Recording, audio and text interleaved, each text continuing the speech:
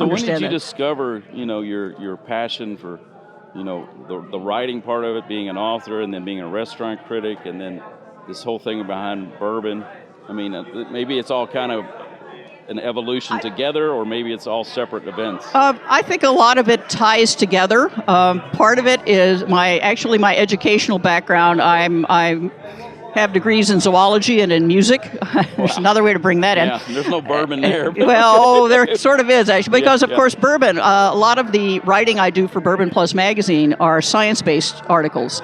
And I absolutely love the botany, the chemistry, the biology that goes into making whiskey. And I had a marvelously, I thought, I had fun writing it, geeky article about yeast in Bourbon Plus a couple of issues ago. Yeah. And so that's great. And chemical reactions and, corn, climate. Somebody's got to do that stuff, seriously. I mean, well, it's fascinating to me. It is. It absolutely is. And when people say what makes Kentucky bourbon, well, there are a lot of reasons. And part of that is historically corn grew like crazy here and still does.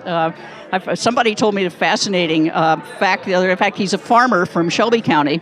And he says, and Shelby is a large county. I mean, geographically, it's quite large. It's a lot of farms.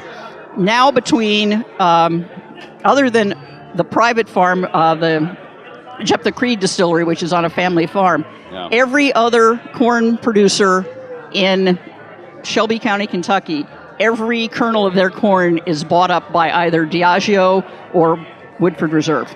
Huh. So that's a pretty fascinating economic portion of the story and the impact that the bourbon industry has had on Kentucky.